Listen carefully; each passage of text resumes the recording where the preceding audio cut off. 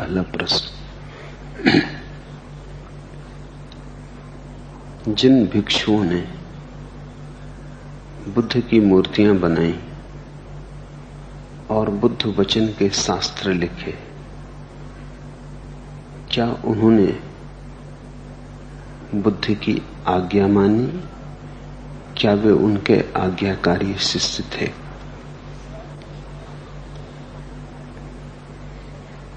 बुद्ध की आज्ञा तो उन्होंने नहीं मानी, लेकिन मनुष्य पर बड़ी करुणा की। और बुद्ध की आज्ञा तोड़ने जैसी थी, जहां मनुष्य की करुणा का सवाल आ जाए। ऐसे उन्होंने बुद्ध की आज्ञा तोड़कर भी बुद्ध की आज्ञा ही मानी, क्योंकि बुद्ध की सारी शिक्षा करुणा की है। इसे थोड़ा समझना पड़ेगा। बुद्ध ने कहा, मेरी मूर्तियां मत बनाना। तो जिन्होंने मूर्तियां बनाई उन्होंने बुद्ध की आज्ञा तोड़ी। लेकिन बुद्ध ने यह भी कहा कि जो ध्यान को उपलब्ध होगा, समाधि जिसके जीवन में खिलेगी, उसके जीवन में करुणा की वर्षा भी होगी। तो जिन्होंने मूर्तियां बनाई उन्होंने करुणा के कारण बनाई।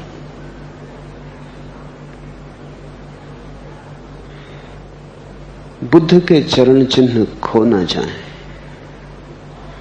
और बुद्ध के चरण चिन्हों की छाया अनंत काल तक बनी रहे। कुछ बात ही ऐसी थी कि जिस आदमी ने कहा मेरी मूर्तियां मत बनाना, हमने अगर उसकी मूर्तियां न बनाई होती तो बड़ी भूल हो जाती। जिन्होंने कहा था हमारी मूर्तियां बनाना, उनकी हम छोड़ भी देते, न बनाते, चलता। बुद्ध ने कहा था मेरी पूजा मत करना। अगर हमने बुद्ध की पूजा न की होती तो हम बड़े चूक जाते। ये सौभाग्य की घड़ी कभी कभी सदियों में आती है, जब कोई ऐसा आदमी पैदा होता है जो कहे मेरी पूजा मत करना। यही पूजा के योग है। जो कहता है मेरी मूर्ति मत बनाना, यही मूर्ति बनाने के योग है। सारे जगत के मंदिर इसी को समर्पित हो जाने चाहिए। बुद्ध ने कहा मेरे वचनों को मत पकड़ना, क्योंकि जो मैंने कहा है उसे जीवन में उतार लो। दिए की चर्चा से क्या होगा? दिए को संभालो, शास्त्र मत बनाना, अपने को जगाना। लेकिन जिस आदमी ने ऐसी बात कही, अगर इसका एक एक वचन लिख न लिया गया होता तो मनुष्यता सदा के लिए दरिद्र रह जाती। कौन तुम्हें याद दिलाता, कौन तुम्हें बताता कि कभी कोई ऐसा भी आदमी हुआ था जिसने कहा था मेरे शब्दों को अग्नि में डाल देना और मेरे शास्त्रों को जला के राख कर देना, क्योंकि मैं चाहता हूं जो मैंने कहा है वो तुम्हारे भीतर जिए, किताबों में नहीं। लेकिन ये कौन लिखता है? तो निश्चित ही जिन्होंने मूर्तियां बनाई बुद्ध की आज्ञा तोड़ी। लेकिन मैं तुमसे कहता हूं उन्होंने ठीक ही किया। बुद्ध की आज्ञा तोड़ देने जैसी थी। नहीं कि बुद्ध ने जो कहा था वो गलत था। बुद्ध ने जो कहा था बिल्कुल सही कहा था। बुद्ध से गलत कहा कैसे जा सकता है? बुद्ध ने बिल्कुल सही कहा था, मेरी मूर्तियां मत बनाना, क्योंकि कहीं मूर्तियों में तुम मुझे न भूल जाओ, कहीं मूर्तियों में मैं खो न जाऊं, कहीं मूर्तियां इतनी ज्यादा न हो जाएं कि मैं दब न जाऊं। तुम सीधे ही मुझे देखना, लेकिन हम इतने अंधे हैं कि सीधे तो हम देख ही ना पाएंगे। हम तो टटोलेंगे, टटोल के ही शायद हमें थोड़ा स्पर्श हो जाए। टटोलने के लिए मूर्तियां जरूरी हैं। मूर्तियों से ही हम रास्ता बनाएंगे। हम उस परम शिखर को तो देख ही ना सकेंगे जो बुद्ध के जीवन में प्रकट हुआ है।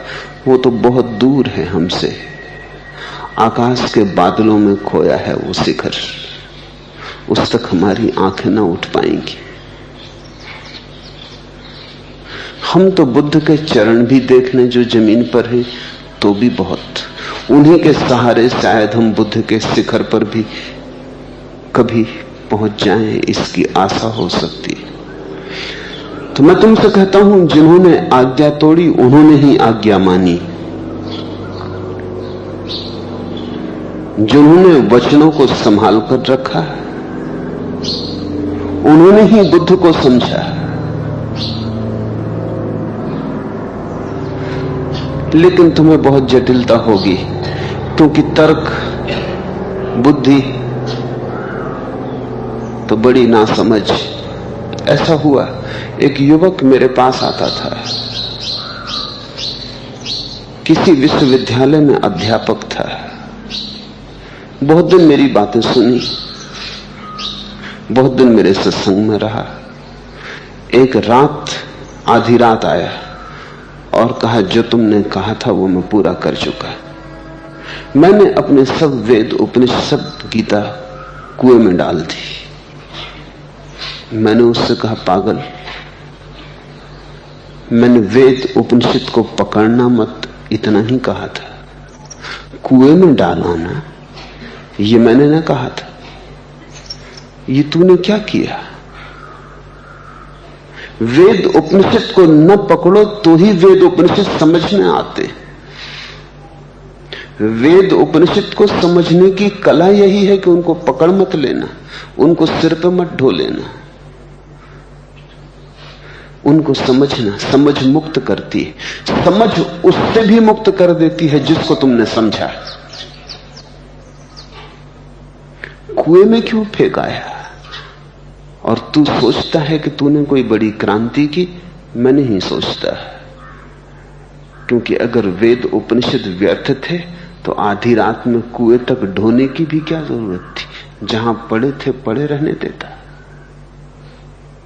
कुएं में फेंकने वही जाता है जिसने सिर पर बहुत दिन तक संभाल के रखा हो। कुएं में फेंकने में भी आसक्ति का ही पता चलता है। तुम उसी से घृणा करते हो जिससे तुमने प्रेम किया हो। तुम उसी को छोड़ के भागते हो जिससे तुम बंधे थे। एक सन्यासी मेरे पास आया, उसने कहा, मैंने पत्नी बच्चे सबका त्याग कर दिया। मैंने उससे पूछा, वे तेरे थे कब?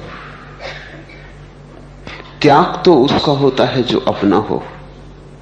पत्नी तेरी थी, 7 चक्कर लगा लिए थे आंख के आसपास, उससे तेरी हो गई थी। बच्चे तेरे थे। पहली तो भूल वही हो गई कि तूने उन्हें अपना माना, और फिर दूसरी भूल ये हो गई कि उनको छोड़ के भागा। छोड़ा वही जा सकता है जो अपना मान लिया गया हो। बात कुल इतनी है, इतना ही जान लेना है कि अपना कोई भी नहीं। छोड़कर क्या भागना है?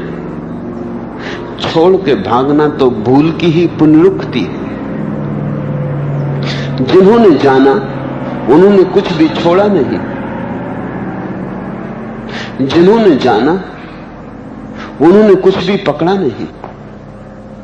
जिन्होंने जाना उन्हें छोड़ना नहीं पड़ता, छूट जाता है। क्योंकि जब दिखाई पड़ता है कि पकड़ने को यहां कुछ भी नहीं, तो मुट्ठी खुल जाती।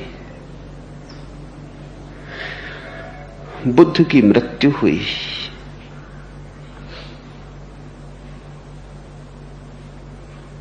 तब तक तो किसी ने बुद्ध का शास्त्र लिखा न था। ये धम्म पद के वचन तब तक लिखे न गए थे। तो बौद्ध भिक्षुओं का संघ इकट्ठा हुआ।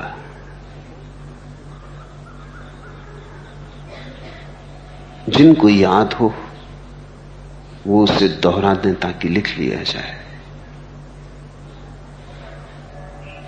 बड़े ज्ञानी भिक्षु थे, समाधिस्थ भिक्षु थे, लेकिन उन्होंने तो कुछ भी याद ना रखा था। जरूरत ही ना थी। समझ लिया, बात पूरी हो गई थी। जो समझ लिया उसको याद थोड़ी रखना पड़ता है। तो उन्होंने कहा कि हम कुछ कह तो सकते हैं, लेकिन वो बड़ी दूर की ध्वनि होगी, वो ठीक ठीक वही शब्द न होंगे जो बुद्ध के थे। उसमें हम भी मिल गए, वो हमारे साथ इतना एक हो गया है कि कहां हम कहां बुद्ध फासला करना मुश्किल है। तो अज्ञानियों से पूछा कि तुम कुछ कहो। ज्ञानी तो कहते हैं कि मुश्किल है तय करना। हमारी समाधि के सागर में बुद्ध के वचन खो गए। अब हमने सुना, हमने कहा कि उनने कहा, इसकी भेद रेखा नहीं रही। जब कोई स्वयं ही बुद्ध हो जाता है तो भेद रेखा मुश्किल हो जाती है। क्या अपना क्या बुद्ध का। अज्ञानियों से पूछो। अज्ञानियों ने कहा हमने सुना तो था लेकिन समझा नहीं। सुना तो था लेकिन बात इतनी बड़ी थी कि हम संभाल ना सके। सुना तो था लेकिन हमसे बड़ी थी घटना, हमारी स्मृति में न समाई। हम अवाक और चौंके रह गए। घड़ी आई और बीत गई और हम खाली हाथ के खाली हाथ रहे।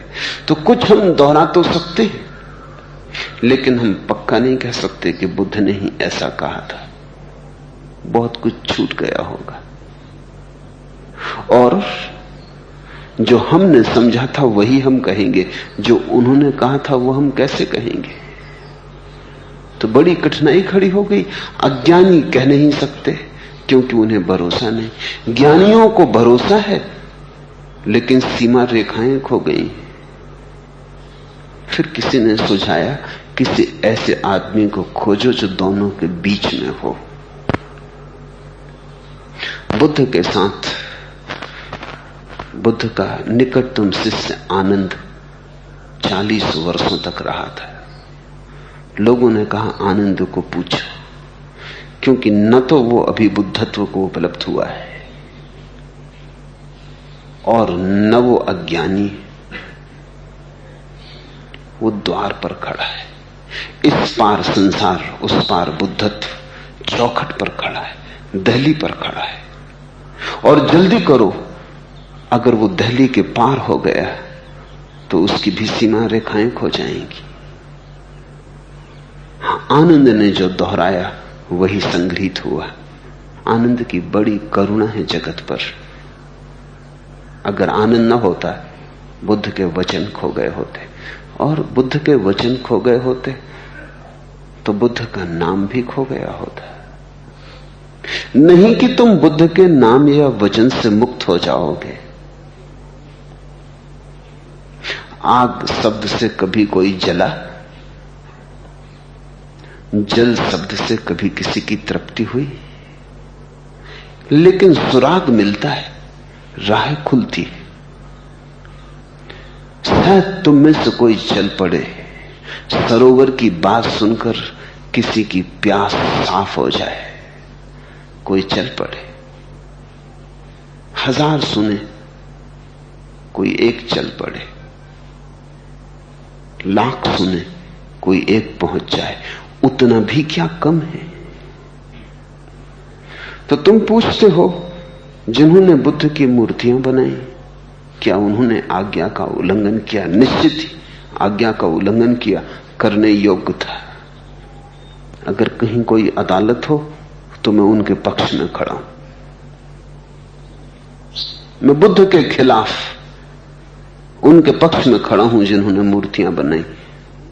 उन्होंने संगमरमर के नाक नक्श से थोड़ी सी खबर हम तक पहुंचा दी। बुद्ध की मूर्ति बनानी असंभव है, क्योंकि बुद्धत्व अरूप है, निराकार है। बुद्ध की तुम क्या प्रतिमा बनाओगे, कैसे बनाओगे? कोई उपाय नहीं है। लेकिन फिर भी अद्भुत मूर्तियां बनी। उन मूर्तियों को अगर कोई गौर से देखे तो मूर्तियां कुंजियां हैं। तुम्हारे भीतर कोई ताले खुल जाएंगे गौर से देखते देखते। तुम्हारे भीतर कोई चाबी लग जाएगी, कोई द्वार अचानक खुल जाएगा। हमने संगमरमर में मूर्तियां बनाई क्योंकि संगमरमर पत्थर भी है और कोमल भी। बुद्ध पत्थर जैसे कठोर है और फूल जैसे कोमल, तो हमने संगमरमर चुना। संगमरमर कठोर है पर शीतल, बुद्ध पत्थर जैसे कठोर है पर उन जैसा शीतल, उन जैसा शांत तुम कहां पाओगे। हमने संगमरमर की मूर्तियां चुनी क्योंकि बुद्ध जब जीवित थे तब भी वे ऐसे ही शांत बैठ जाते थे कि दूर से देख के शक होता कि आदमी है या मूर्ति। मैंने एक बड़ी पुरानी कहानी सुनी है। एक बहुत बड़ा मूर्तिकार हुआ, उस मूर्तिकार को एक ही भय था सदा, मौत का। जब उसकी मौत करीब आने लगी तो उसने अपनी ही 11 मूर्तियां बना ली। वो इतना बड़ा कलाकार था कि लोग कहते थे अगर वो किसी की मूर्ति बनाए तो पहचानना मुश्किल है कि मूल कौन है, मूर्ति कौन है। मूर्ति इतनी जीवंत होती थी। जब मौत ने द्वार पर दस्तक दी तो वो अपनी ही 11 मूर्तियों में छिप के खड़ा हो गया। सांस उसने साथ ली। उतना ही फर्क था कि वो सांस लेता, मूर्तियां सांस न लेती। उसने सांस रोक ली। मौत भीतर आई और बड़े भ्रम में पड़ गई। एक को लेने आई थी, यहां 12 एक जैसे लोग थे। लेकिन मौत को धोखा देना इतना आसान तो नहीं। मौत ने जोर से कहा और सब तो ठीक है, एक जरा सी भूल रह गई। वो चित्रकार बोला कौन सी भूल? मूर्ति ने कहा यही कि तुम अपने को न भूल पाओगे। लेकिन अगर बुद्ध खड़े होते वहां तो उतनी भूल भी न रह गई थी। उतनी भी भूल न रह गई थी, अपनी याद भी न रह गई थी, अपना होना भी न रह गया था। अगर बुद्ध को तुम ठीक से समझोगे तो उनके स्वाभिमान में भी तुम विनम्रता को लहरें लेते देखोगे। उनके होने में भी तुम न होने का स्वाद पाओगे।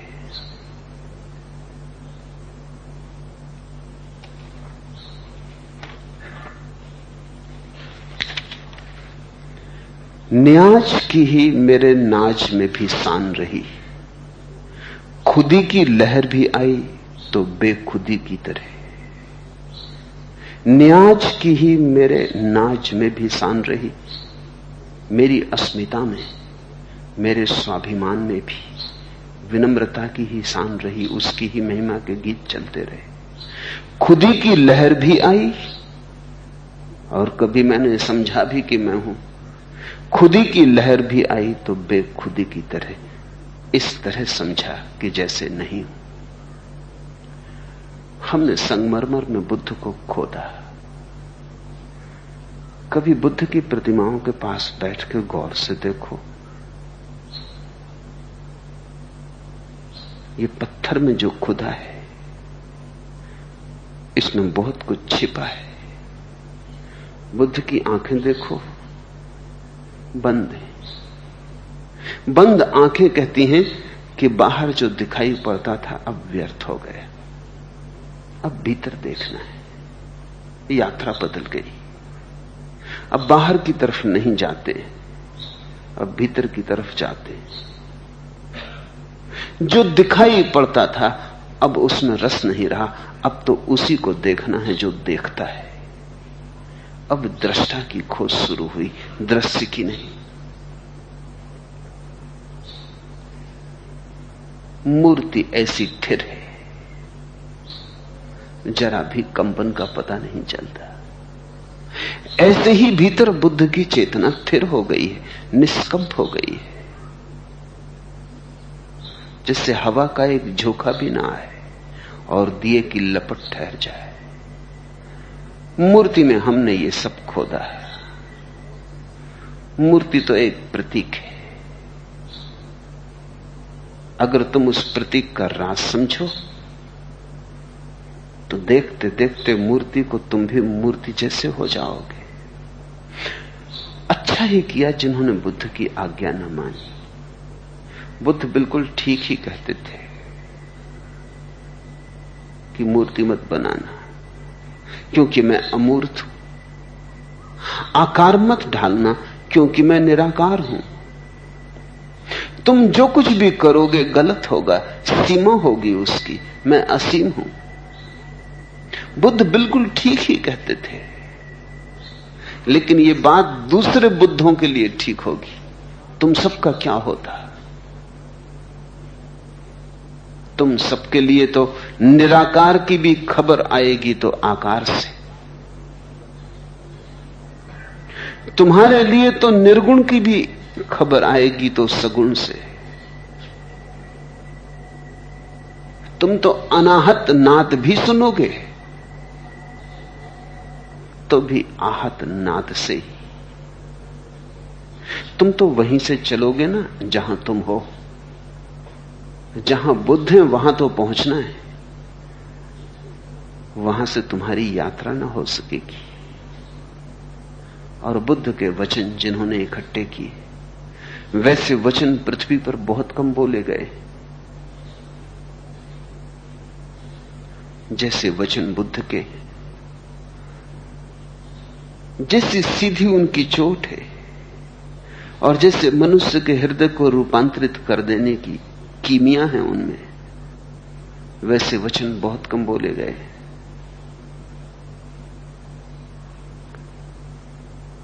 खो सकते थे वचन, और बहुत बुद्ध भी हुए हैं बुद्ध के पहले, उनके वचन खो गए। उनके शिष्यों में कोई गैर आज्ञाकारी न था, ऐसा मालूम होता है। बड़ा दुर्भाग्य हुआ, बड़ी हानि हुई। कौन जाने उनमें से कौन सा वचन तुम्हें जगाने का कारण हो जाता, निमित्त बन जाता। तो मैं दोनों बातें कहता हूं। जिन्होंने मूर्तियां बनाई, बुद्ध के वचन तोड़े, जिन्होंने बुद्ध के वचन इकट्ठे किए, उन्होंने बुद्ध के वचन तोड़े, लेकिन फिर भी मैं कहता हूं उन्होंने ठीक ही किया, अच्छा ही किया। और गहरे में मैं जानता हूं कि बुद्ध भी उनसे प्रसन्न है कि उन्होंने ऐसा किया, क्योंकि बुद्ध तो वही कहते हैं जो वो कह सकते हैं, जो उन्हें कहना चाहिए। शिष्य को तो और भी बहुत सी बातें सोचनी पड़ती हैं। बुद्ध क्या कहते हैं वही नहीं, अंधेरे में भटकते हुए जो हजारों लोग आ रहे हैं उनका भी विचार करना जरूरी है।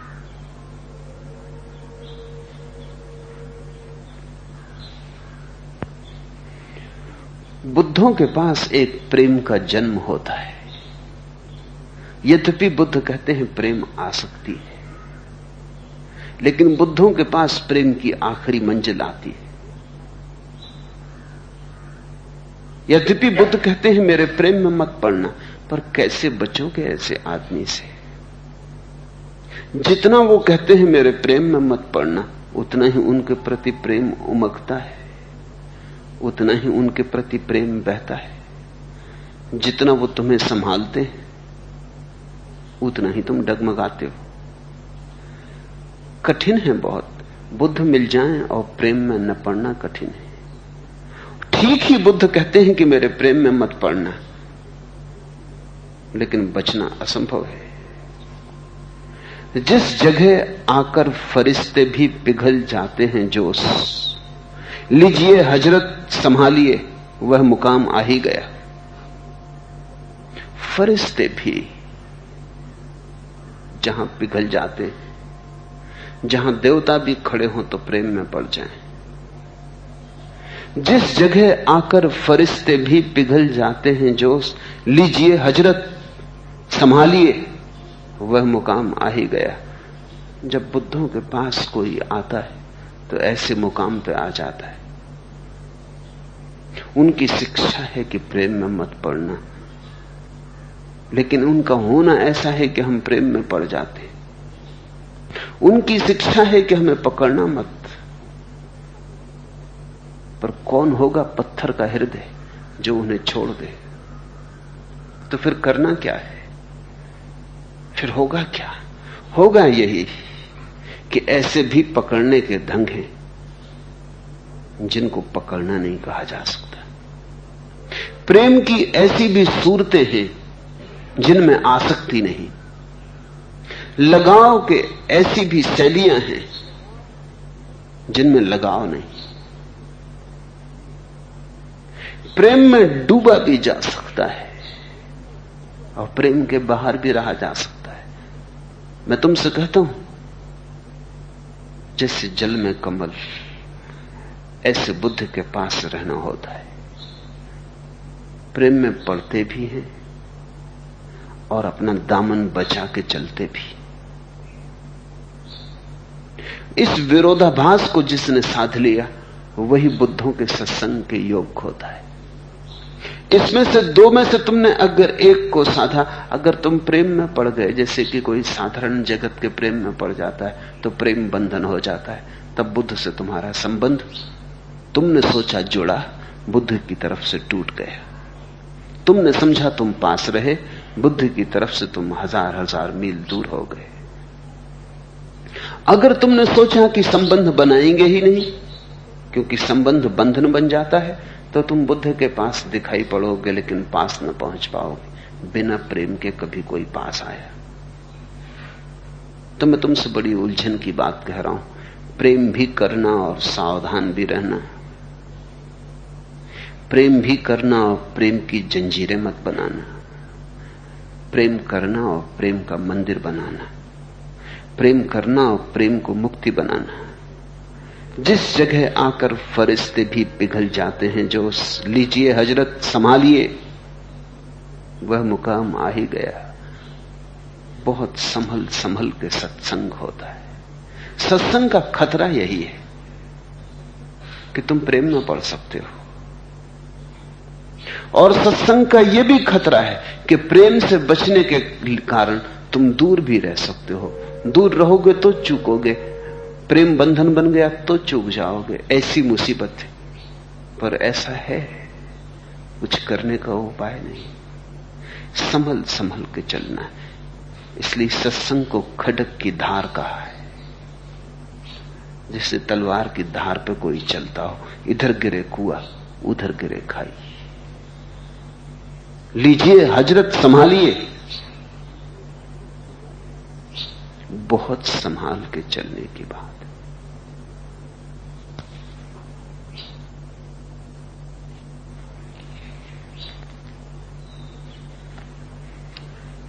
दूसरा प्रश्न, चारों ओर मेरे घोर अंधेरा, भूल न जाऊं द्वार तेरा, एक बार प्रभु हाथ पकड़ लो।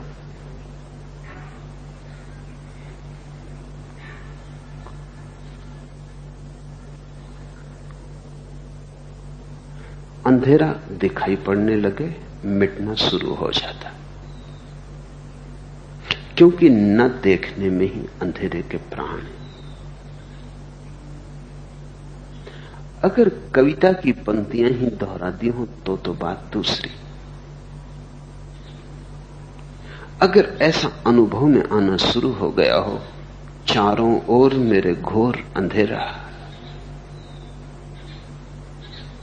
अगर ये वचन उधार न हो, सुना सुनाया न हो, किसी और की थाली से चुराया न हो,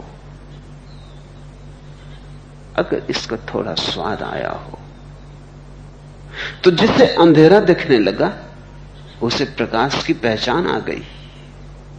क्योंकि बिना प्रकाश के पहचान के कोई अंधेरे को कभी देख नहीं सकता। अंधेरा यानी क्या? जब तक तुम प्रकाश को न जानोगे, भला एक किरण सही, भला एक छोटा सा टिमटिमाता चिराग सही, लेकिन रोशनी देखी हो तो ही अंधेरे को पहचान सकोगे। यही तो घटता है बुद्ध पुरुषों के पास। तुम अपने अंधेरे को लेके जब उनकी रोशनी के पास आते हो, तब तुम्हें पहली बार पता चलता है, चारों ओर मेरे घोर अंधेरा। उसके पहले भी तुम अंधेरे में थे, अंधेरे में ही जन्मे, अंधेरे में ही बड़े हुए, अंधेरे में ही पले पुसे, अंधेरा ही भोजन, अंधेरा ही ओढ़नी, अंधेरा ही बिछौना, अंधेरा ही श्वास, अंधेरा ही हृदय की धड़कन। पहचानने का कोई उपाय न था। इसलिए शास्त्र सत्संग की महिमा गाते और शास्त्र गुरु की महिमा गाते। उस महिमा का कुल राज इतना है कि जब तक तुम किसी ऐसे व्यक्ति के पास ना आ जाओ जहां प्रकाश जलता हो, जहां दिया जलता हो, तब तक तुम अपने अंधेरे को न पहचान पाओगे। तुलना ही ना होगी, पहचान कैसे होगी? विपरीत चाहिए, कंट्रास्ट चाहिए, तो दिखाई पड़ना शुरू होता है। और जब दिखाई पड़ना शुरू होता है तब घबराहट शुरू होती, तब जीवन एक बेचैनी हो जाता है, तब कहीं चैन नहीं पड़ता। उठते बैठते, सोते जागते, काम करते न करते, सब तरफ भीतर एक ख्याल बना रहता है, चारों ओर मेरे घोर अंधेरा, भूल न जाऊं द्वार तेरा। प्रीतिकर है बात। अंधेरे में पूरी संभावना है कि द्वार भूल जाए। अंधेरे में द्वार का पता कहां है? अंधेरे में तो द्वार का सपना देखा है, द्वार कहां? लेकिन अगर इतनी याद बनी रहे और इतनी प्रार्थना बनी रहे और ये भीतर सुरती स्मृति चलती रहे, भूल न जाऊं द्वार तेरा, तो यही स्मृति धीरे धीरे द्वार बन जाती। द्वार कहीं तुमसे बाहर थोड़ी है, द्वार कहीं तुमसे भिन्न थोड़ी है, द्वार कोई ऐसी जगह थोड़ी है जिसे खोजनी है। द्वार तुम में प्रकट होगा, तुम्हारे स्मरण से ही द्वार बनेगा, तुम्हारे सतत चोट से ही द्वार बनेगा, तुम्हारी प्रार्थना ही तुम्हारा द्वार बन जाएगी।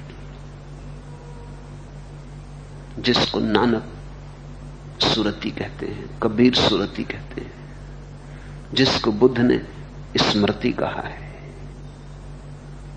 जिसको पश्चिम का एक बहुत अद्भुत पुरुष गुरुजीएफ सेल्फ रिमेंबरिंग कहता था, स्वयं की स्मृति, स्वस्मृति, वही तुम्हारा द्वार बनेगी। अंधेरे की याद रखो, भूलने से अंधेरा बढ़ता है, याद रखने से कटता है। क्योंकि याद का स्वभाव ही रोशनी का है, स्मृति का स्वभाव ही प्रकाश का है। याद रखो, चारों ओर मेरे घोर अंधेरा। इसे कभी गीत की कड़ी की तरह गुनगुनाना मत, ये तुम्हारा मंत्र हो जाए। श्वास भीतर आए बाहर जाए, इसकी तुम्हें याद बनी रहे। इसकी याददाश्त के माध्यम से ही तुम अंधेरे से अलग होने लगोगे। क्योंकि जिसकी तुम्हें याद है, जिसको तुम देखते हो, जो दृश्य बन गया, उससे तुम अलग हो गए, पृथक हो गए। भूल न जाऊं द्वार तेरा। भक्त गहन विनम्रता में जीता है। द्वार मिल भी जाए तो भी वो यही कहेगा, भूल न जाऊं द्वार तेरा।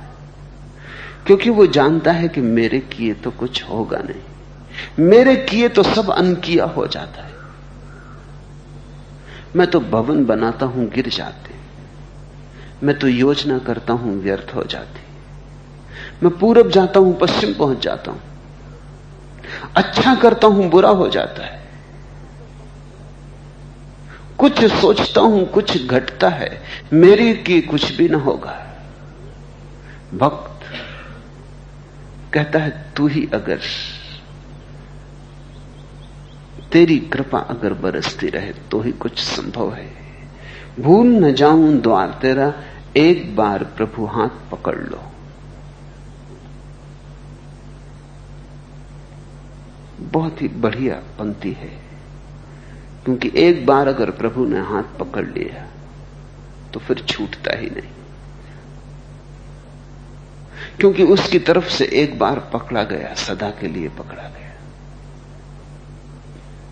और एक बार तुम्हारे हाथ को उसके हाथ का स्पर्श आ जाए तो तुम न रहे।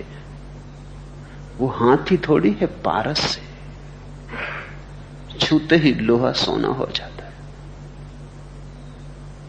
लेकिन तुम्हें अथक टटोलते ही रहना पड़ेगा।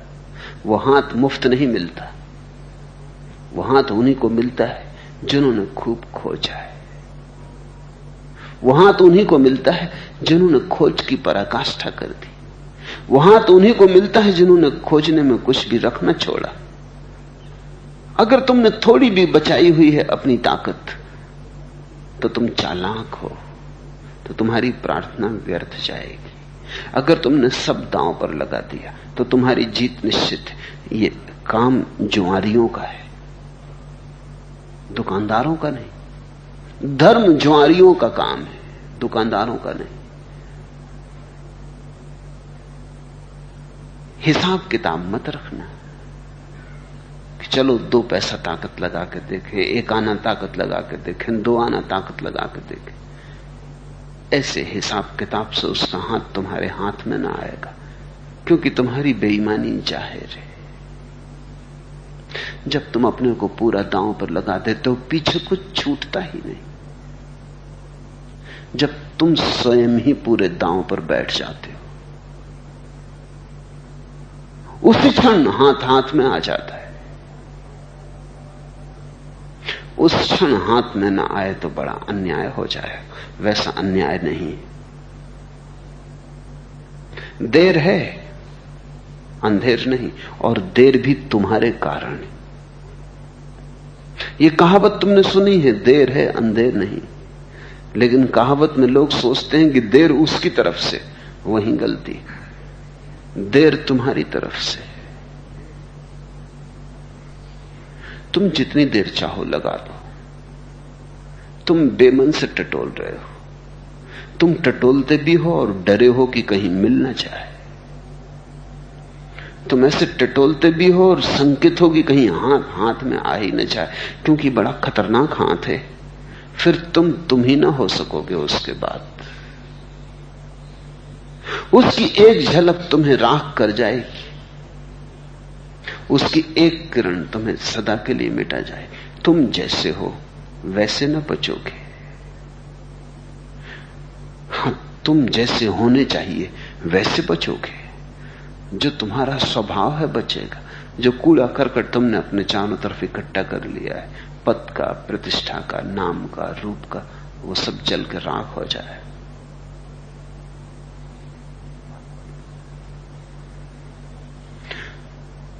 तुम्हारी प्रार्थना परमात्मा से, तुम्हारी प्रार्थना बस एक ही हो सकती है, और वो प्रार्थना है कि ये मेरा जो कूड़ा करकट है, जिसको मैंने समझा कि मैं हूं, इसे मिटा। जिंदगी दरियाए बेहासिल है और किस्ती खराब। मैं तो घबरा कर दुआ करता हूं तूफान के लिए। तुम्हारी बस एक ही प्रार्थना हो सकती है कि तुम तूफान के लिए प्रार्थना करो। जिंदगी दरियाए बेहासिल है, किनारा कहीं दिखाई नहीं पड़ता। सारी जिंदगी का अनुभव यही है कि किनारा कहीं नहीं, और कश्ती खराब, और नाव टूटी फूटी, अब डूबी तब डूबी। मैं तो घबरा कर दुआ करता हूं तूफान के लिए। तो मैं एक ही प्रार्थना करता हूं कि परमात्मा तूफान भेज दे। जरा अपनी कश्ती को गौर से तो देखो। जरा अपनी चारों तरफ आंख खोल कर देखो, किनारे कहां हैं? सपने देखे हैं तुमने किनारों के, आशाएं संजोई हैं तुमने किनारों की। किनारे हैं कहां? तुम डरते हो आंख उठाने में भी कि कहीं ऐसा ना हो कि किनारा सच में ही ना हो। तुम आंख झुका के किनारों की सोचते रहते हो कि आज नहीं पहुंचे, कल पहुंच जाएंगे, पहुंच जाएंगे। एक बात तो तुमने मान ही रखी है कि किनारा है। मैं तुमसे कहता हूं कि जिसे तुम जिंदगी कहते हो उसका कोई भी किनारा नहीं। तटहीन उपद्रव है। कोई किनारा नहीं, कभी कोई वहां किनारे पर नहीं पहुंचा, ना अलेक्जेंडर ना नेपोलियन, कभी कोई वहां किनारे पर नहीं पहुंचा। सभी बीच में ही डूब के मर जाते, कोई थोड़ा आगे कोई थोड़ा पीछे। लेकिन आगे पीछे का भी क्या मतलब है जहां किनारा ना हो? किनारा होता तो कोई किनारे के पास पहुंच के डूबता तो कहते थोड़ा आगे, हम बीच मझधार में डूब जाते तो कहते कि थोड़े पीछे। लेकिन सभी जगह बीच मझधार है, बीच मझधार ही है, किनारा नहीं है। और कश्ती की तरफ तो देखो जरा, ठेगड़े लगाए चले जाते हो, एक छेद टूटता है भरते हो, दूसरा खुल जाता है भरते हो, पानी उलीझते रहते हो। जिंदगी इस टूटी कश्ती को बचाने में ही बीत जाती। जो जानते हैं वो तूफान के लिए प्रार्थना करते, वो कहते हैं परमात्मा मैं जैसा हूं मुझे मिटा, ताकि मैं वैसा हो सकूं जैसा तूने चाहा। जिंदगी दरियाए बेहासिल है और किश्ती खराब, मैं तो घबरा कर दुआ करता हूं तूफान के लिए।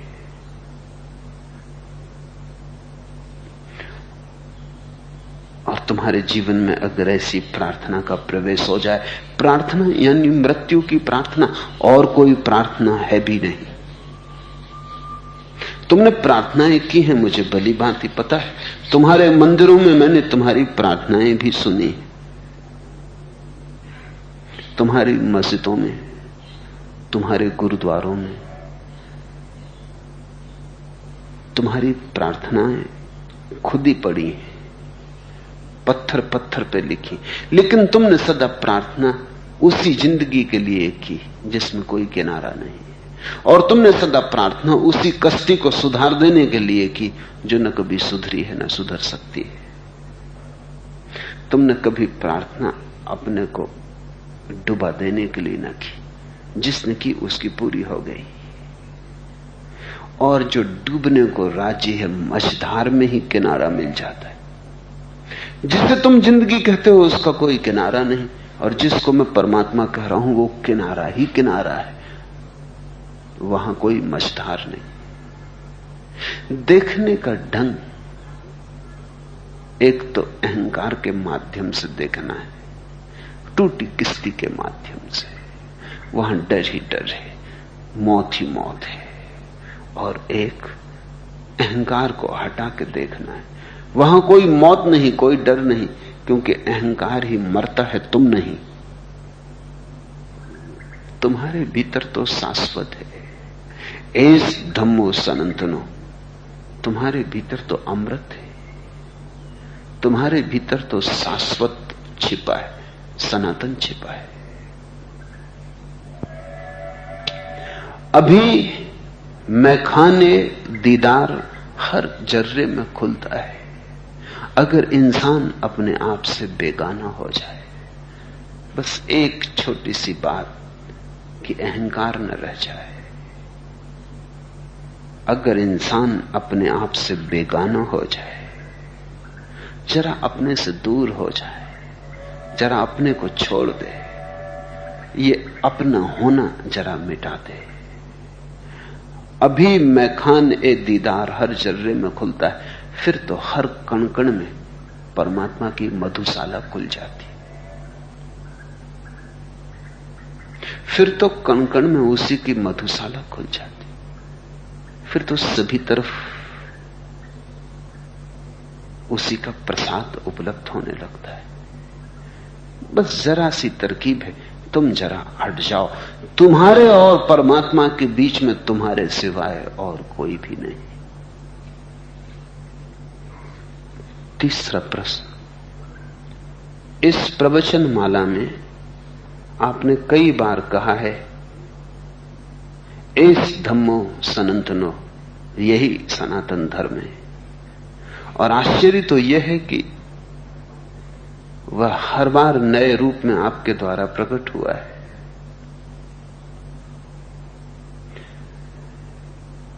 क्या सनातन धर्म एक है या अनेक? धर्म तो एक है,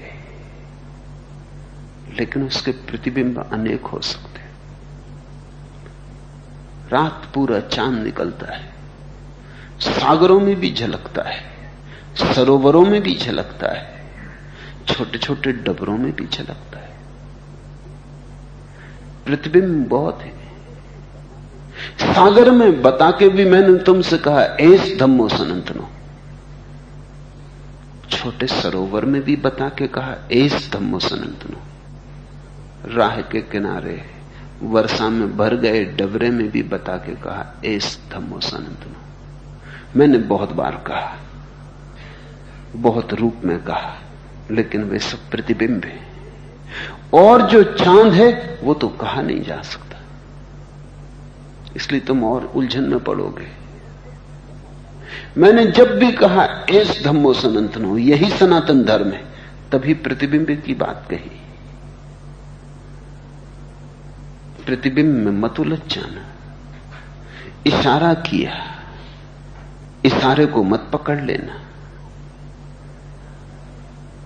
और जो है ऊपर, वो जो चांद है असली, उसकी तरफ कोई इशारा नहीं किया जा सकता।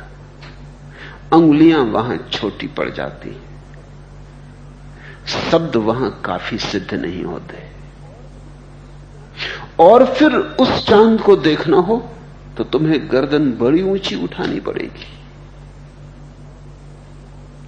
और तुम्हारी आदत जमीन में देखने की हो गई तो तुम्हें प्रतिबिंब ही बताए जा सकते हैं। लेकिन अगर प्रतिबिंब कहीं तुम्हारे जीवन का आकर्षण बन जाए, कहीं प्रतिबिंब का चुंबक तुम्हें खींच ले, तो शायद आज नहीं कल तुम असली की तलाश में भी निकल जाओ। क्योंकि प्रतिबिंब तो खो जाएगा, जरा हवा का झोंका आएगा, झील कब जाएगी और चांद टूट के बिखर जाएगा।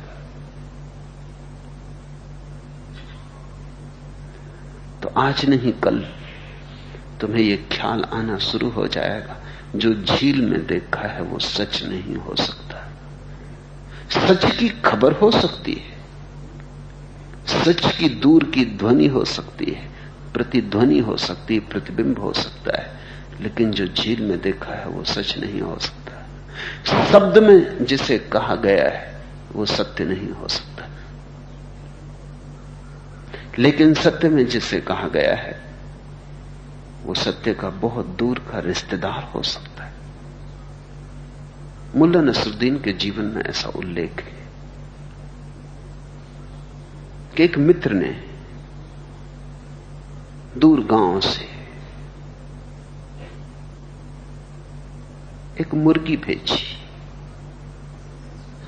मुल्ला ने शोरबा बनाया, जो मुर्गी को लेके आया था उसे भी निमंत्रित किया। कुछ दिनों बाद एक दूसरा आदमी आया। मुल्ला ने पूछा कहां से आए? उसने कहा मैं भी उसी गांव से आता हूं, और जिसने मुर्गी भेजी थी उसका रिश्तेदार। अब रिश्तेदार का रिश्तेदार आया था तो उसको भी ठहराया, उसके लिए भी शोरबा बनवाया। लेकिन कुछ दिन बाद एक तीसरा आदमी आ गया। कहां से आ रहे हो?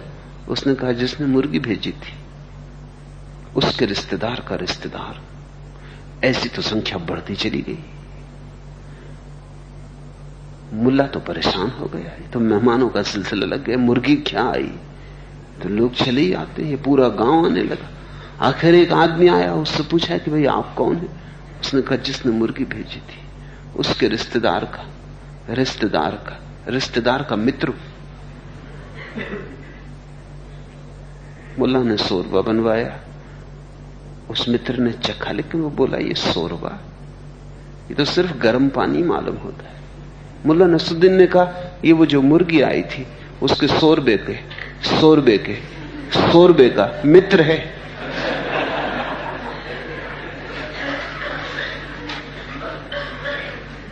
दूर होती जाती हैं चीजें। मैंने तुम्हें झील में दिखाया, तुम ऐसा भी कर सकते हो, कर सकोगे नहीं, करोगे ही। तुम झील के सामने एक दर्पण करके दर्पण में देखोगे। क्योंकि जब मैं तुमसे कहता हूं तुम मुझे थोड़ी सुनोगे, तुम्हारा मन उसकी व्याख्या करेगा। जब मैंने कहा तभी चांद दूर हो गया। मैं जब देखता हूं तब चांद है, जब मैं तुमसे कहता हूं तब झील में प्रतिबिंब है।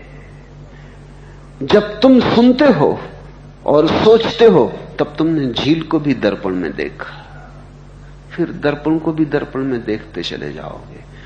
ऐसे सत्य से शब्द दूर होता चला जाता है।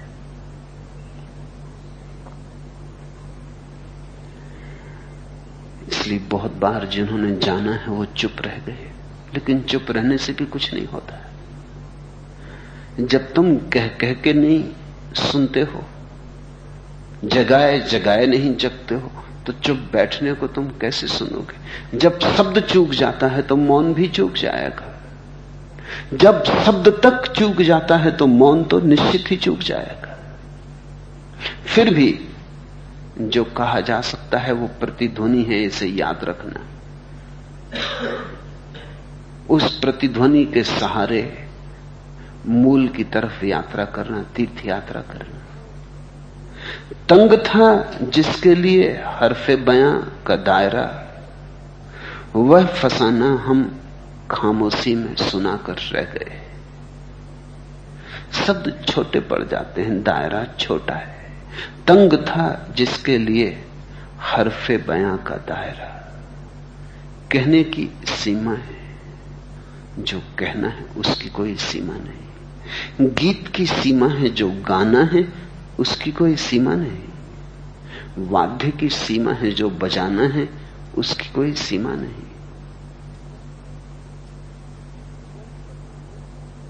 वह फसाना हम खामोशी में सुनाकर रह गए।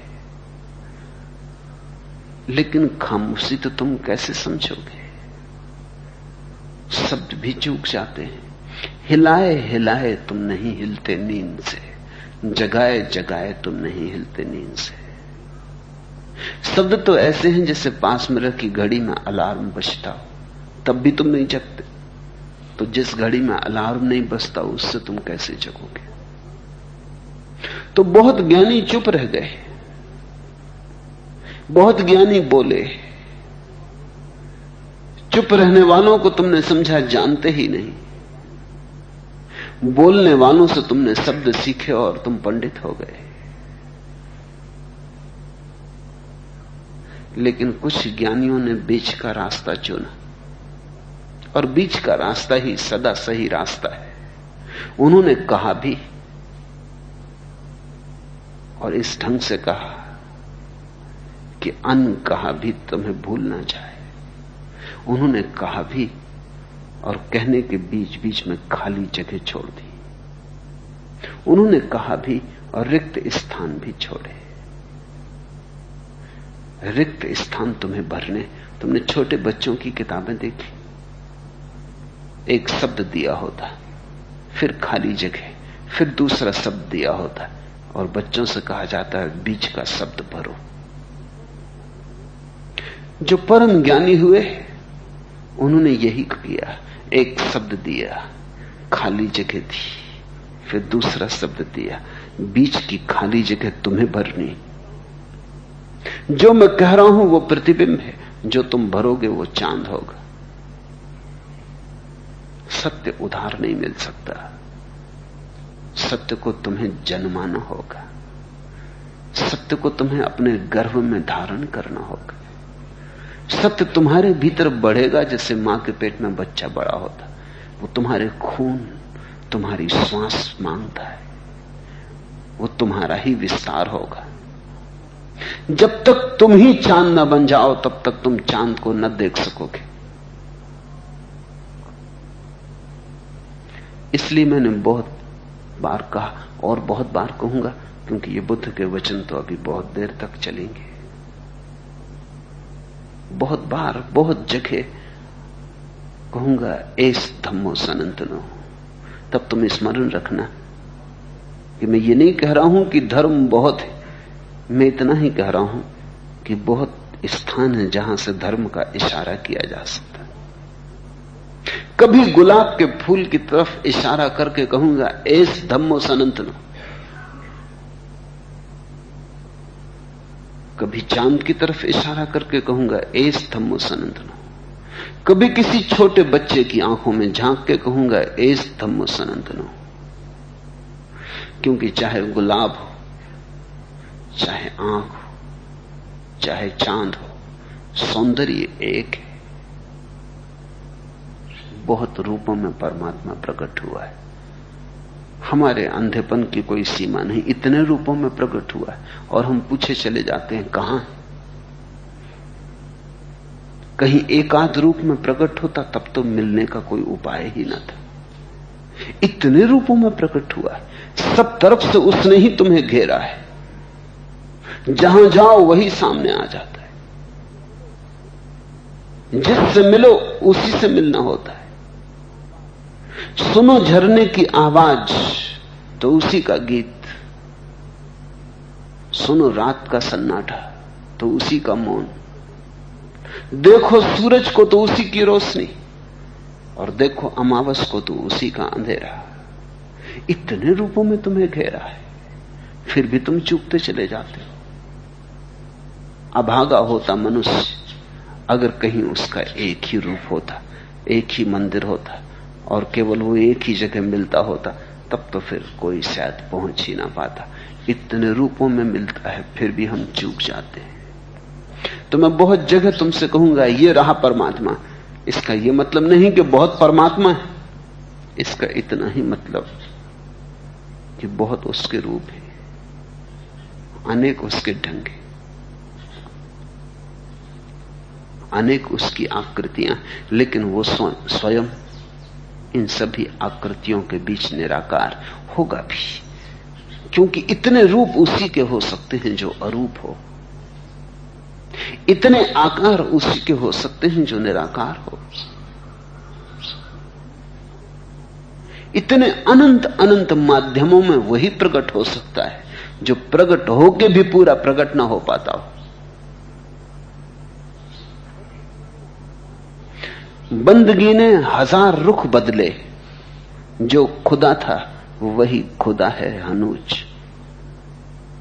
प्रार्थनाएं बदल जाती हैं, बंदगी के ढंग बदल जाते हैं, पूजा बदल जाती है, कभी गुरुद्वारा, कभी मस्जिद, कभी शिवाला, कभी काबा, कभी काशी। बंदगी ने हजार रुख बदले, न मालूम कितने पत्थरों के सामने सिर झुके और न मालूम कितने शब्दों में उसकी प्रार्थना की गई और न मालूम कितने शास्त्र उसके लिए रचे गए। बंदगी ने हजार रुख बदले, जो खुदा था वही खुदा है हनूज, लेकिन आज तक जो खुदा था वही खुदा है। तो बहुत बार मैं कहूंगा एस धम्मो सनातनो, यही है सनातन धर्म। इससे तुम ये मत समझ लेना कि यही है, इससे तुम इतना ही समझना कि यहां भी है और बहुत जगह भी है। सभी जगह उसका विस्तार है। वो तुम्हारे आंगन जैसा नहीं है, आकाश जैसा है। यद्यपि तुम्हारे आंगन में भी वही आकाश है।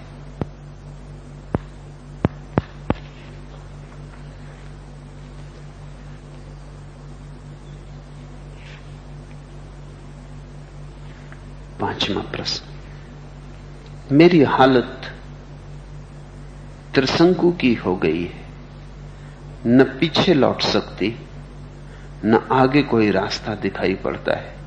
जाऊं तो जाऊं कहां? जाने को कहीं है भी नहीं, जहां हो वहीं होना है। अच्छा ही हुआ कि आगे कोई रास्ता नहीं दिखाई पड़ता, नहीं तो जाना जारी रहता। अच्छा है कि पीछे भी लौट नहीं सकते, नहीं तो लौट जाते। इससे बेचैनी मत अनुभव करो। बेचैनी अनुभव होती ये मैं समझता हूं, क्योंकि जाने की आदत हो गई। कहीं जाने को ना हो तो आदमी घबराता है। बेकार भी जाने को हो तो भी निश्चिंत चला जाता है। कहां जा रहे हैं इसका इतना सवाल नहीं, जा रहे हैं। कुछ काम चल रहा है, लगता है कुछ हो रहा है, कहीं पहुंच रहे हैं। मंजिल की किसको फिक्र है? व्यस्तता बनी रहती है, चलने में उलझे रहते हैं, तो लगता है कुछ हो रहा है। कौन कहां पहुंचा है चल के? तुम भी ना पहुंचोगे। कोई कभी चल के नहीं पहुंचा, जो पहुंचे रुक के पहुंचे। जिनने जाना ठहर के जाना। देखो बुद्ध की प्रतिमा को, चलते हुए मालूम पड़ते, बैठे।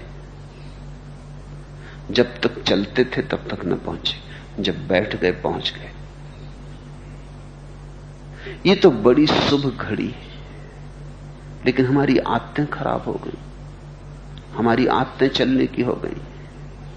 बिना चले ऐसा लगता है जीवन बेकार जा रहा। चाहे चलना हमारा कोल्हू के बैल का चलना हो कि गोल चक्कर में घूमते रहते हैं, वही। रोज तुम उठते हो, करते क्या हो? रोज चलते हो, पहुंचते कहां हो? सांझ वहीं आ जाते हो जहां सुबह निकले थे। जन्म जहां से शुरू किया, मौत वहीं ले आती। एक गोल वर्तुलाकार है। मैंने सुना है कि एक बहुत बड़ा तार्किक तेल खरीदने गया था। तेली के घर तेली का कोल्हू चल रहा था। बैल कोल्हू खींच रहा था, तेल निचोड़ रहा था। तार्किक था, उसने देखा ये काम, कोई हाँक भी नहीं रहा है बैल को, वो अपने आप ही चल रहा है। उसने पूछा, गजब, ये बैल अपने आप चल रहा है, कोई हाँक भी नहीं रहा, रुक क्यों नहीं जाता? उस तेल वाले ने कहा, महानुभाव,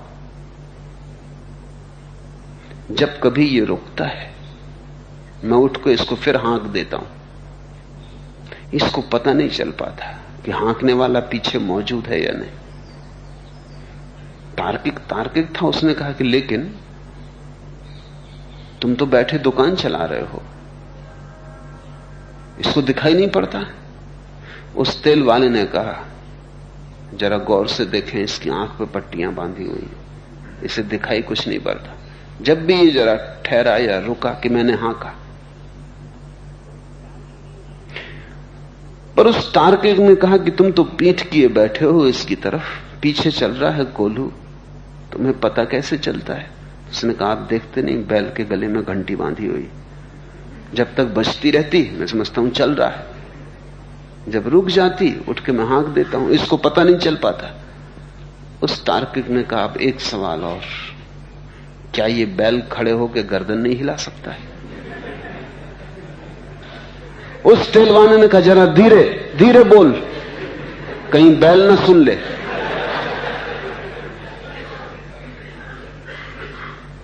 तुम जरा अपनी जिंदगी तो गौर से देखो, न कोई हाँक रहा है, मगर तुम चले जा रहे।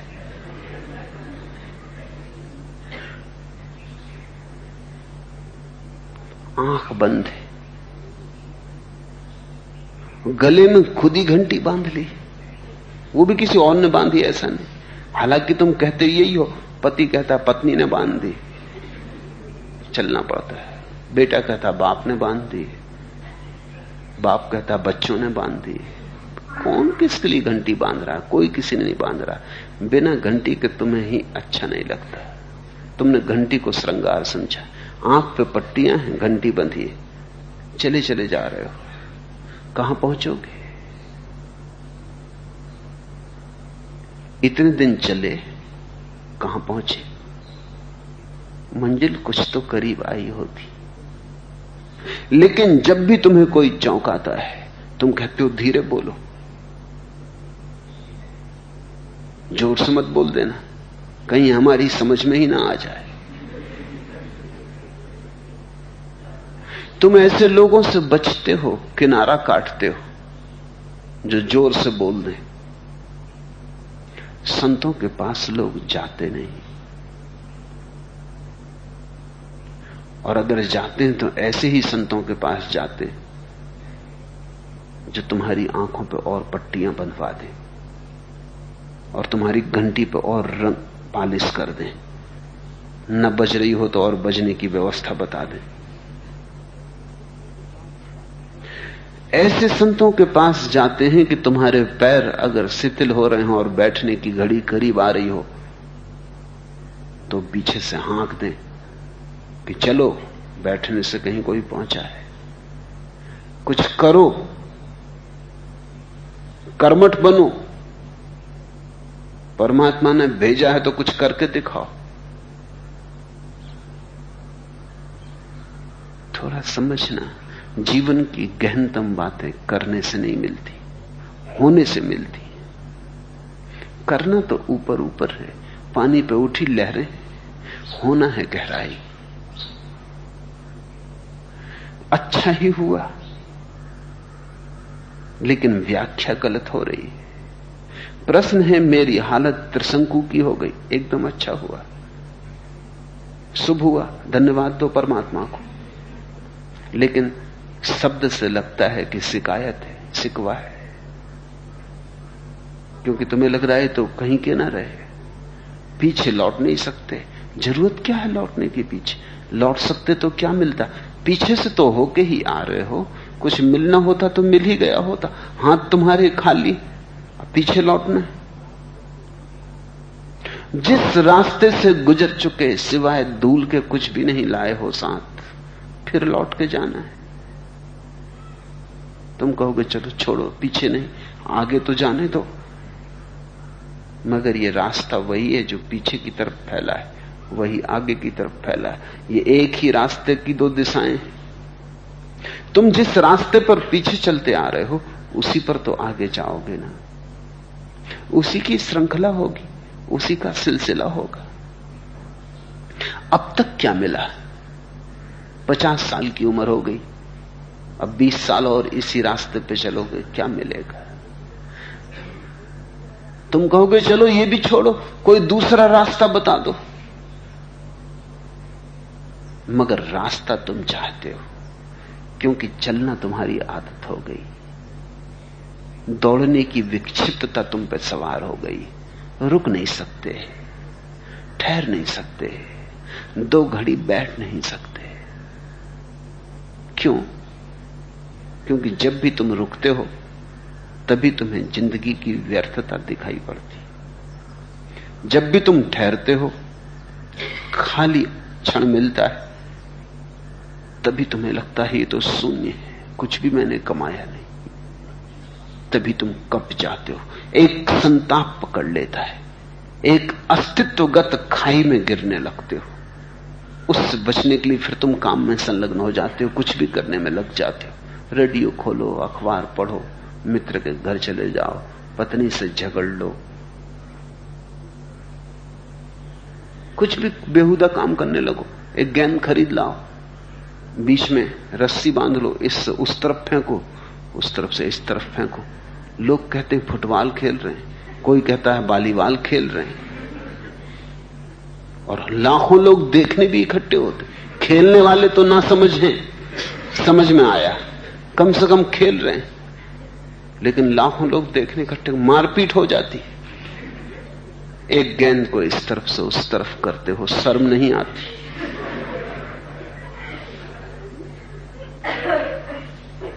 मगर सारी जिंदगी ऐसी, कुछ भी करने को बहाना मिल जाए। ताश फीटते रहते हो, ताश बिखारते रहते हो, शतरंज बिछा लेते हो। जिंदगी में तलवार चलाना जरा महंगा धंधा है, घोड़े वगैरह रखना भी जरा मुश्किल है। हाथी तब कौन पाले? शतरंज बिछा लेते हो, हाथी घोड़े चलाते हो, और ऐसे तल्लीन हो जाते हो जैसे सारा जीवन दांव पे लगा है।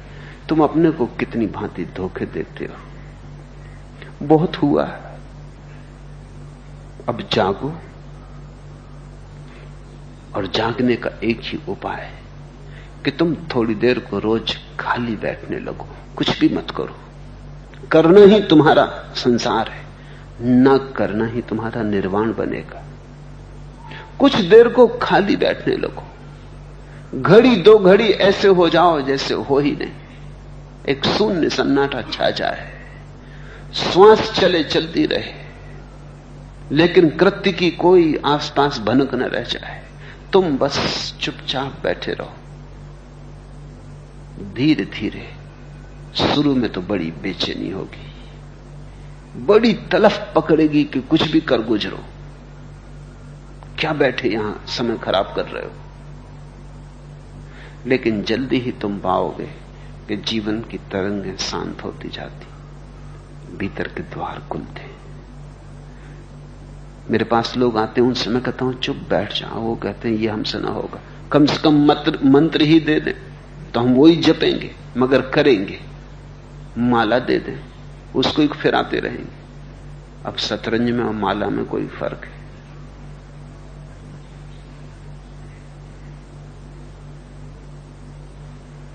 चाहे तुम फिल्मी गीत गुनगुनाओ और चाहे तुम राम राम जपो, कोई फर्क नहीं। असली सवाल तुम्हारे व्यस्त होने का है। कैसे तुम अव्यस्त हो जाओ, अनऑक्युपाइड हो जाओ। ध्यान का अर्थ है करने को कुछ भी ना हो, बस तुम हो, जैसे फूल है, जैसे आकाश के तारे, ऐसे बस हो गए, कुछ नहीं करने को। कठिन है, बहुत सर्वाधिक कठिन है, इससे ज्यादा कठिन कुछ भी नहीं। लेकिन अगर तुम बैठते ही रहे, बैठते ही रहे, बैठते ही रहे, तो किसी दिन अचानक तुम पाओगे बज उठी कोई वीणा भीतर से। उसकी भविष्यवाणी नहीं की जा सकती, मैं कुछ कह नहीं सकता कब यह होगा, तुम पर निर्भर है। आज हो सकता है, जन्म भर ना हो, तुम पर निर्भर है। लेकिन किसी दिन अगर जब बज उठेगी तुम्हारी भीतर की वीणा, तब तुम पाओगे व्यर्थ गमाया जीवन। भीतर इतना बड़ा उत्सव चल रहा था, हम हाथी घोड़े चलाते रहे, भीतर इतने बड़े आनंद की अहिर्निश वर्षा हो रही थी, भीतर स्वर्ग के द्वार खुले थे, हम बाजार में गंवाते रहे। मैं ये नहीं कह रहा हूं कि तुम बाजार छोड़ के भाग जाओ, मैं तुमसे ये कह रहा हूं कि 24 घंटे में 2 घड़ी अपने लिए निकाल लो, बाकी सब घड़ी बाजार में गंवा दो, कोई हर्जा नहीं। जिंदगी के आखिर में तुम पाओगे जो बैठ के तुमने गुजारा समय वही चाया, बाकी सब गया। और एक बार तुम्हारे भीतर का ये अंतर्नाद तुम्हें सुनाई पड़ने लगे, उसे ओंकार कहो या जो तुम्हारी मर्जी हो। जिस दिन ये भीतर का अंतर्नाद तुम्हें सुनाई पड़ने लगेगा, उस दिन फिर तुम बाजार में रहो, दुकान में रहो, जहां रहो, कोई फर्क नहीं पड़ता। भीतर की वीणा बजती ही रहती है, सदा बजती रही है। सिर्फ तुम्हें सुनने की आदत नहीं है, सुनने की सामर्थ्य नहीं है। तुम तालमेल नहीं बिठा पाए हो। तो अच्छा हुआ कि हालत त्रिशंकु की हो गई, न पीछे जाने का कोई रास्ता है, भगवान को धन्यवाद दो, न उपाय, बड़ा सौभाग्य। अब बैठ जाओ, वहीं बैठ जाओ जहां न पीछे लौट के देखो, ना आगे, आंख बंद कर लो। कहीं जाना नहीं है, अपने पर आना है। जिसे तुम खोजते हो वो तुम में छिपा है, जिसकी तरफ तुम जा रहे हो वो तुम में बसा है। आखिर में यही पाया जाता है कि हम जिसे तलाशते थे वो तलाश करने वाले में ही छिपा था, इसलिए तो इतनी देर लग गई और खोज न पाए।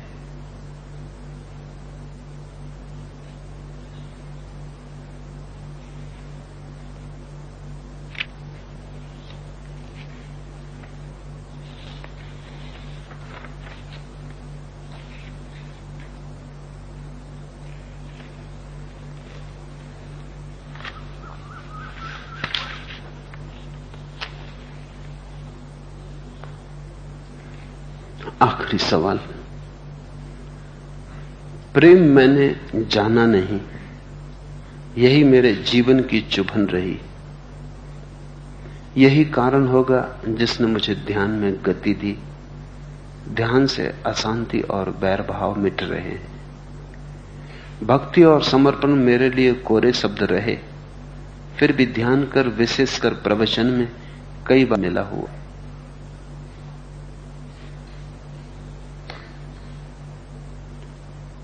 जीवन में कुछ भी दुर्भाग्य नहीं।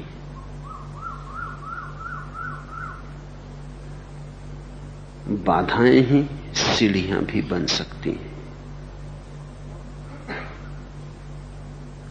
और सीढ़ियां बाधाएं भी बन सकती हैं। सौभाग्य और दुर्भाग्य तुम्हारे हाथ में। जीवन तटस्थ अवसर है। एक राह पर बड़ा पत्थर पड़ा हो, तुम वहीं अटक के बैठ सकते हो कि अब कैसे जाएं।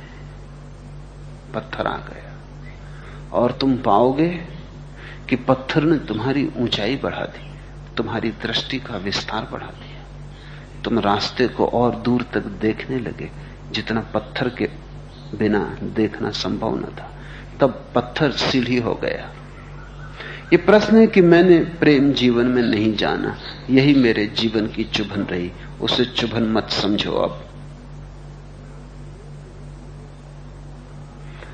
प्रेम नहीं जाना निश्चित ही इसीलिए ध्यान की तरफ आना हुआ।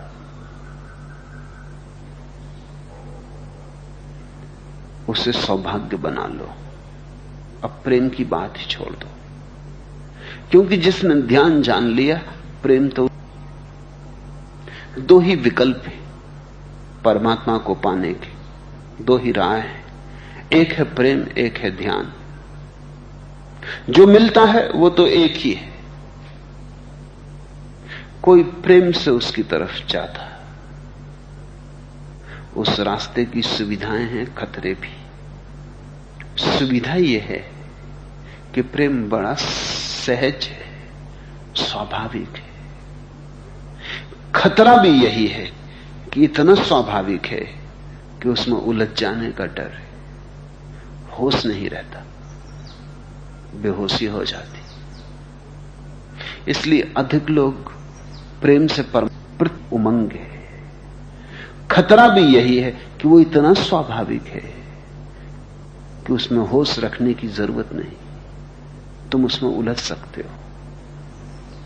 जिनके जीवन में प्रेम नहीं संभव हो पाया, और बहुत लोगों के जीवन में संभव नहीं हो पाया है,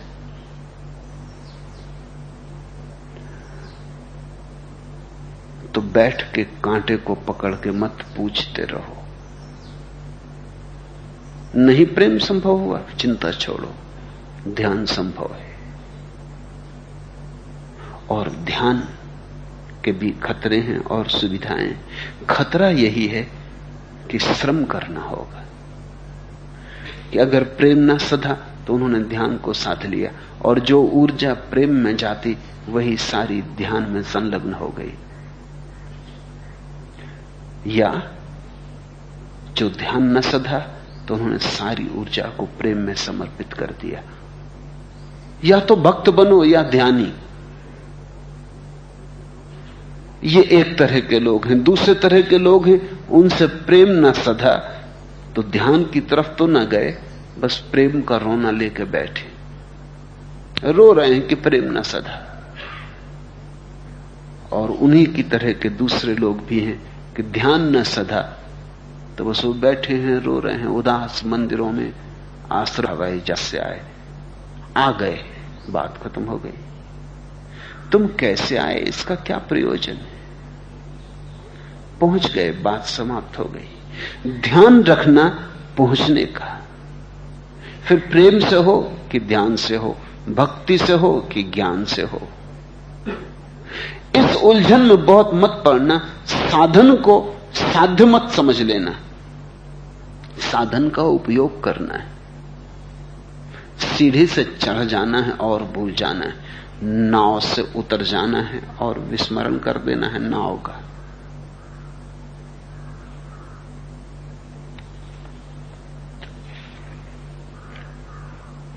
तुम्हारे लिए तुम ही गंतव्य हो,